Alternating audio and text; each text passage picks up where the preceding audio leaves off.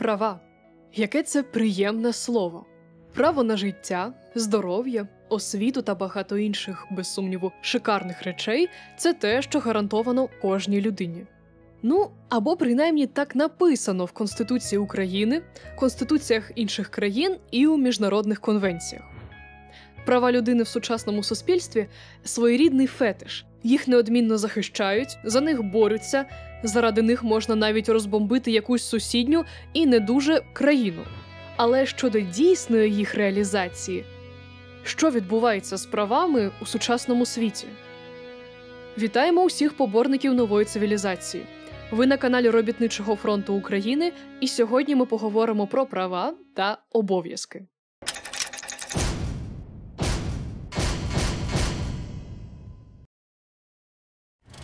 На наше загальне щастя, минули часи, коли був пан і селянин, коли перший міг останнього зарубати ледь не з примхи.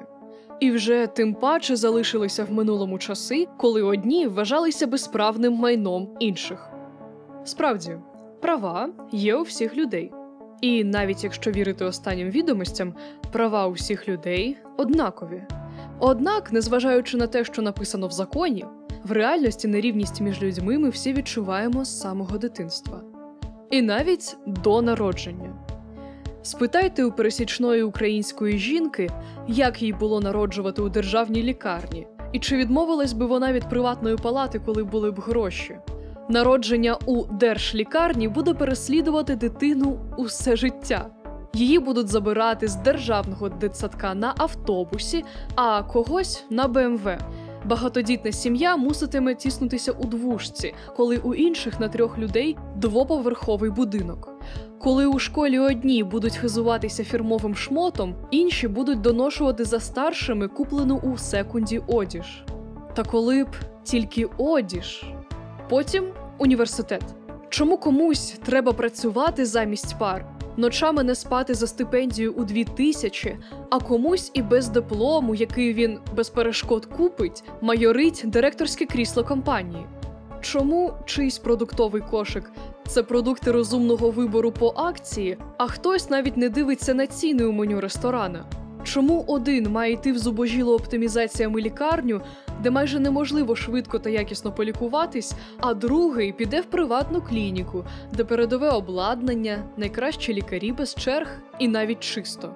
А якщо піти далі, кого першим загребуть ТЦК? Чи радше сказати, хто зможе відкупитися від комісії, а хто муситиме їхати на смерть? У вас є нефтяні вишки, є дворці, є виноградники, а может у вас есть яхты или какой-то банк? Вы за что вообще боретесь? У вас есть только кредиты, что-то вечером пожрать и теперь мобилизация. Чому, якщо у всіх людей права однакові, то реалізація прав у одних виконується більше для галочки? Дійсно, у всіх у нас є права, тільки чи забезпечують вони рівність у сучасному суспільстві? Щоб відповісти на це питання, зануримося трохи в історію такого явища, як Конституція. Англійська революція, за нею Велика Французька революція та безліч інших поступово в одній країні за іншою витісняли з Європи феодальні пережитки, всевладдя земельної аристократії та безправ'я селян. Натомість на зміну приходили справді проривні гуманістичні ідеї – свобода, рівність, братерство. Кожна людина тепер рівна перед законом незалежно від того, чим її пращури займалися поколіннями поспіль – махали мечем чи орали землю. Новому часу, новому політичному устрою має відповідати новий закон. З'явилася вона, її величність – Конституція – сильна, справедлива, демократична. Першою стала Конституція США, і слідом за нею пішли інші, зокрема французька. Одним із найбільш історично значущих документів такого роду стала Декларація прав людини і громадянина, яку було ухвалено в період Великої Французької революції. У ній було висловлено ідеї, що згодом стали загальними для усіх буржуазних конституцій, зокрема, універсальність. Усі люди народжуються вільними і рівними у своїх правах. Недоторканність особистої свободи, права громадян, свобода слова, свобода віросповідання, право власності. Принципи правової держави. Прозорі, справедливі закони мають застосовуватися однаково до всіх громадян. Суверенітет нації, поділ влади на виконавчу та судову, недопустимість свавільного арешту та інші. Наводити усі 17 пунктів було б досить довго, тому ми обмежуємося цими загальними і, поза всяким сумнівом, проривними для свого часу ідеями.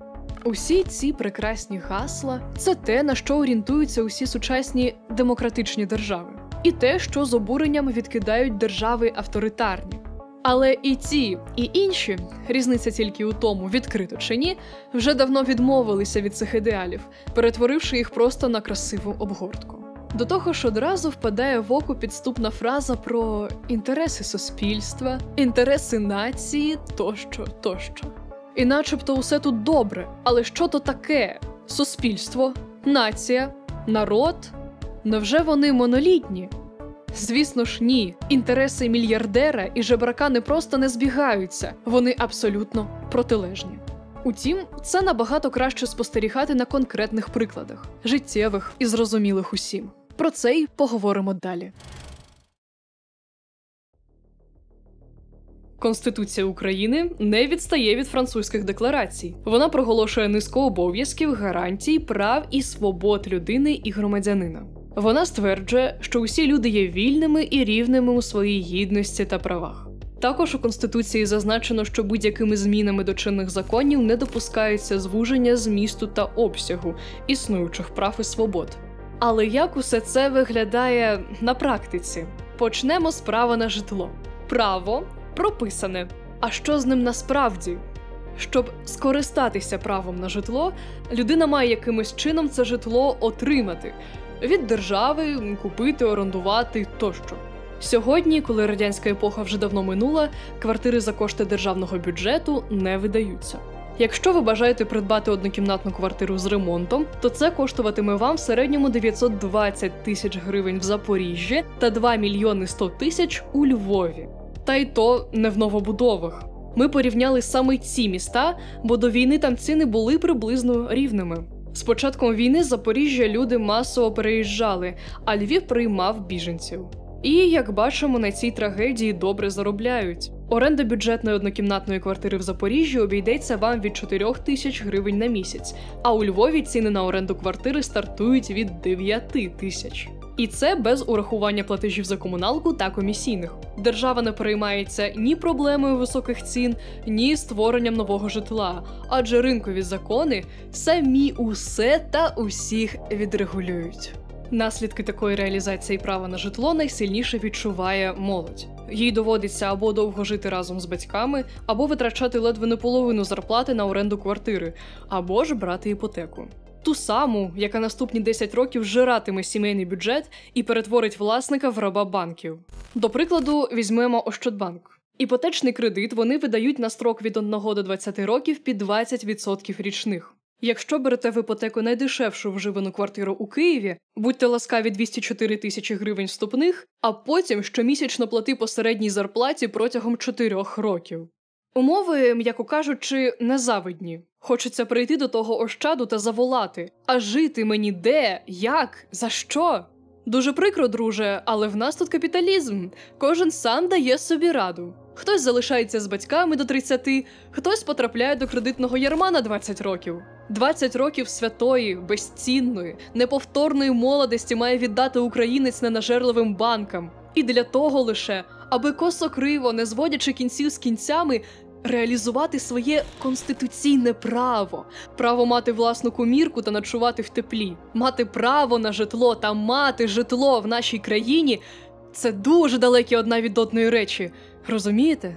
Іпотекоспроможність українців стає все меншою. Про це свідчить статистика. Наприклад, у березні цього року банки України видали всього лише 36 іпотечних кредитів. У лютому ця цифра становила 126, а у січні – 357. Це вдвічі менше, ніж у січні 2022-го. Така тенденція цілком зрозуміла. Багато людей в Україні навіть до війни не мали достатнього доходу, аби одразу сплатити 30% вартості житла, яке вимагається для отримання іпотеки. А початок війни для багатьох означав, що тепер у них немає ніякого доходу, і що вони потребують нового житла. Як держава вирішує проблему ВПО? Може, видає пільгове житло? Не повірите, видає. Але не пільгове житло, а пільгову іпотеку. Держпрограма «Є-оселя» стартувала у жовтні 2022 року. Спочатку вона призначалася для військових, освітян, науковців та медиків. Умови програми були наступні: 3% річних, 20% стартового внеску, тривалість до 20 років. На пільгу, схоже, мало, але ж усе краще за 20% річних, га? З серпня цього року до програми можуть долучитися люди без житла. Але для ВПО ставка складає вже 7%. Держава зловчилася і тут нагодувати прибутком банки. Спостерігайте за схемою. Укрфінжитло отримує 50 мільярдів гривень як облігації внутрішнього державного займу, з яких 30 мільярдів під 19,5%. Але чомусь саме банки видають іпотеку, прораховують ризики, оцінюють платоспроможність клієнта. Вони можуть самостійно міняти умови Є-оселі. Наприклад, Приватбанк замість 20% вимагає в якості стартового внеску усі 30%. Так, гроші на житло видає держава, але вигоду, а саме іпотечний процент, отримують банки. Ба більше, як ви пам'ятаєте, у пільгових категорій процентна ставка становила 3%, а взагалі вона складає аж 7%. І що б ви думали, наша щедра держава і 4% різниці компенсує банкам. Гроші з бюджету, заявку на іпотеку береш через Дію, а прибутки – банкам. Для чого у цій схемі п'яте колесо? Хтось помітить, що більшість банків в Україні державні, а тому гроші не потрапляють у чужі гаманці, а просто перерозподіляються між частинами однієї системи. По-перше, треба сказати, що у програмі беруть участь і приватний Глобусбанк, і приватний, ще й іноземний казахський Скайбанк. По-друге, не забувайте, що хоча Ощад і Приват належать державі, але там корпоративна форма управління і задача цих організацій – отримання якнайбільшого прибутку. А контролюють цей процес наглядові ради, які складаються значною мірою з представників іноземних бізнес-еліт. Якщо це врахувати, то зникне питання, для чого існує така вигідна для банків і, по суті, збиткова для держави схема. От вона, народна іпотека від «слуг народу». Головне уточнити, якому саме народу служать ці пани. Зрештою, ця кампанія зазнала невдачі. 44 тисяч заявників квартири отримали лише 4%. Якщо ви втратили житло, роботу, були змушені приїхати до іншого регіону і у вас недостатньо доходів, то навіть отримати іпотеку виявляється неможливо. Ця проблема є характерною для України, де оціночна вартість житла часто набагато менша за реальну. Оцінщики занижують ціну на житло, що ускладнює отримання підтримки від держави. Особливо це стосується ринку вживаної нерухомості. Як бачимо, своїми благородними ініціативами держава допомагає лише тим, хто і так вже володіє солідними статками – банкірам та рієлторам. Обездолені ж лишаються осторонь, їм від тих ініціатив перепадають лише популістські слогани. Але чи може держава діяти інакше?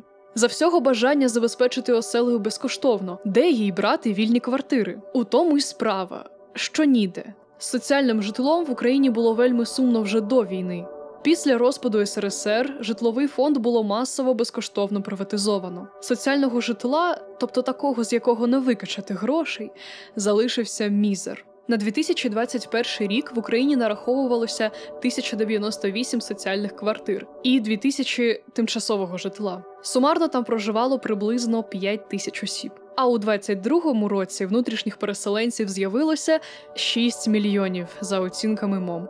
Чисельні армії ВПО вимушені за копійки продавати власну працю у пошуках принагідної квартири по ціні золота. З мовчазної згоди держави, звісно. Не допомагають ні славетні 2000, ні помпезний перелік опитування «Чого вам не вистачає» під час реєстрації ВПО в Дії. Добре, якщо сім'ї можуть розраховувати на підтримку батьків з безпечних областей або з-за кордону. Проте щастить далеко не всім. Звісно, усе нові й нові невибагливі співробітники йдуть за мізерну зарплатню до сфери обслуговування. Проте чисельність касирів та робітників, а також неофіційно працевлаштованих вантажників чи прибиральниць обмежена. Величезна кількість людей поповнила лави безпритульних. Ситуація з ними була катастрофічною ще й до війни. Настільки, що після 17-го року державної статистики не знайти. Та навіть тоді волонтерські організації нараховували понад 200 тисяч безпритульних осіб.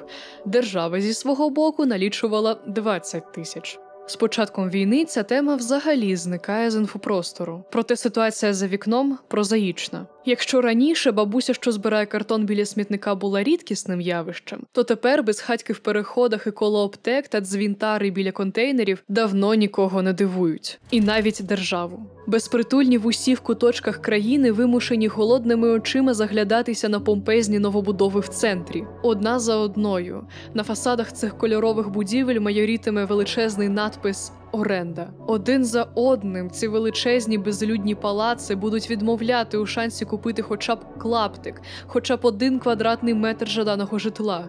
Звісно, якийсь щасливчик почує приємний дзвін ключів. Це буде той, хто й заробляє на касирах та вантажниках, а безхатьків навіть не бачить. Такі солідні люди на зупинках не сидять. Проблему з великою кількістю безпритульних на вулицях наших міст і перенаселеністю квартир можна було б вирішити, забезпечивши всіх житлом. Але це невигідно бізнесу, інтереси якого захищає держава. До того ж, у багатих та успішних з квартирами проблем не виникає. Чиновники зі свого боку з радістю витрачають гроші на ремонт стадіонів. Та мало того, що не поспішають вирішувати житлові проблеми українців, навіть не обтяжують себе підрахунком людей, у яких цього житла немає. Що для багатія – право вибирати поверх, на якому жити, то для бідного – право вибирати хіба що з якого поверху кидатися вниз. А що у нас з виборчим правом? Активне виборче право, тобто право обирати, у нас дійсно загальне. Але як справи з пасивним виборчим правом, тобто можливістю бути обраним до органів влади? Для того, щоб стати кандидатом і бути обраним до державних або місцевих органів, потрібно внести грошову заставу. Розмір грошової застави коливається від 5-ї частини мінімальної заробітної плати до 650 мінімальних зарплат в залежності від виду виборів. Тобто, якщо хочете реалізувати своє право на владу, то вам потрібно знайти суму від 1340 гривень і аж до понад 4 мільйонів. І, звісно, внесок мінімальної зарплати дозволить вам стати лише депутатом сільської ради. Грошова застава повертається лише тоді, коли кандидата обрано, політична партія пройшла до Верховної Ради і міськсільради, або якщо кандидат на посаду президента України пройшов до 2-го туру виборів. В інших випадках грошова застава перераховується до державного або місцевого бюджету. Так що, насправді, майновий ценз тут присутній. Фактично, щоб потрапити до влади, потрібно або бути олігархом, або щоб якийсь олігарх вас підтримав. Навіщо це йому? Вочевидь, для загальної користі бізнесу та всього народу України. А ви в це вірите? А право на безкоштовну освіту? У більшості шкіл за сам процес навчання батьки не платять. Але згадайте ті ж збори на штори, а купівля на гроші батьків деяких підручників, атласів, контурних карт, робочих зошитів, а нині обладнання для дистанційного навчання. Право на безкоштовну освіту на конкурсній основі?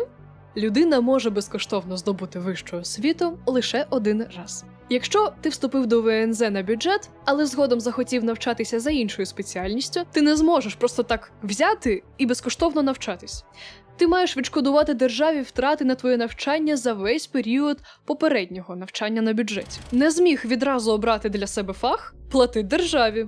І їй начхати на десятки майбутніх спеціалістів, що просто закривають бали рік за роком на нецікавій і непотрібній їм професії вже з першого семестру, через брак тих самих 20-40 тисяч на відшкодування. Про майбутню професійну компетентність таких людей в таких умовах казати нічого. Та й саме навчання далеко не безкоштовне, так як студент має щось їсти, а стипендія не покриває навіть мінімальний продуктовий кошик, і вижити на неї неможливо навіть теоретично. Хочеш здобути освіту? Плати. І податки не забудь. До речі, а що з ними? Коли люди починають скаржитися, що держава збирає надвеликі податки, обов'язково з'являються поборники ринкових цінностей і виправляють. Державні збори справедливі для всіх. Мовляв, податки пропорційні доходу. Розберімося, чи це є так.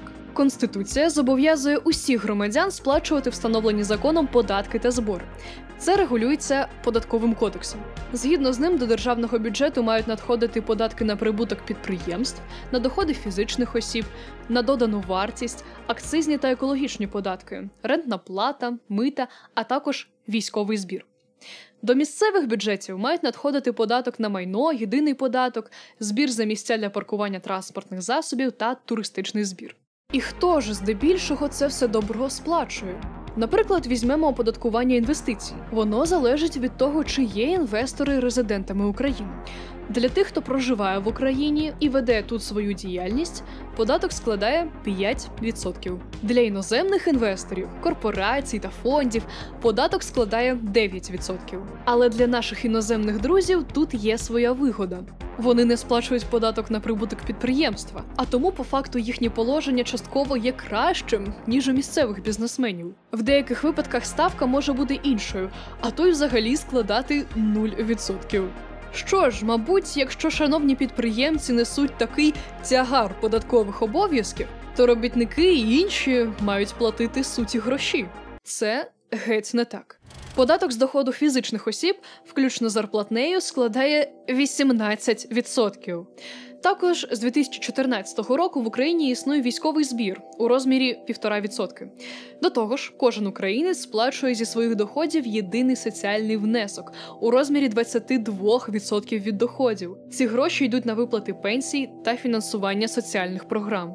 Деякі групи підприємців також сплачують єдиний соціальний внесок у розмірі 22% від мінімальної заробітної плати. Але якщо я просто маю свій бізнес та отримую від нього дивіденди, ЄСВ я не сплачую зовсім. І як це так виходить, що акціонер якоїсь компанії сплачує пропорційно власного доходу менші податки, ніж робітник? Але ж вони ще й податок на прибуток підприємств сплачують. Звісно. Але він стосується юридичних осіб. Та й звідки підприємець бере гроші на сплату податків? Сам їх народжує і сплачує? Чи бере кошти з отриманої від праці робітників доданої вартості? Підприємець сплачує купу податків за кожного працівника. Ні, це не так. Робітник сплачує податки сам. Це його гроші. А підприємець лише виступає податковим агентом, який бере гроші робітника та заносить їх у ДФС. Але наш бізнес, особливо малий, свято вважає ці гроші своїми і палко турбується, що лихі робітники його обкрадають на податки. Звідси ростуть ноги ще однієї проблеми українців – неофіційного працевлаштування або виплати більшої частини зарплатні у конверті. Заощаджувати на податках так приємно, а зважаючи на мораторій, ще й легко. Де останні закони про скасування цього мораторію під тиском МВФ говорять лише про те, що наші іноземні кредитори вирішили поживитись на дрібних хазяйчиках. Адже великих господарів ДФС ніколи чіпати не буде, якщо ті, звісно, дружні з владою і з західними партнерами. Робітник від такої співпраці втрачає соціальний захист, втрачає у розмірі майбутньої пенсії, адже ЄСВ сплачується з офіційної мінімальної зарплатні. Держава знайшла філігранний спосіб уникнути протестів робітників. Повісила плакат у ДФС, де закликала повідомляти про неофіційне працевлаштування. А ще зробила життя більшості українців таким веселим, що вони вже не переймаються за такі дрібниці, як захист своїх трудових прав та пенсія. Отже, навіть у мирний час за реалізацію своїх прав треба платити. Багато платити. А щоб платити менші податки, треба бути акціонером, а не робітником. Бути паразитом, а не виробником. Права є у тих, у кого є гроші. Обов'язки у тих, у кого їх немає. Що ж казати про воєнний час? А сказати є що. А що ж з військовим обов'язком? Призов на військову службу регулюється законами України про військовий обов'язок і військову службу та про мобілізаційну підготовку та мобілізацію. У законах перелічені підстави для відстрочки або звільнення від призову на військову службу, звільнення зі служби. Та є чимало випадків, коли можна, не маючи законних підстав для відстрочки чи звільнення, уникати військової служби.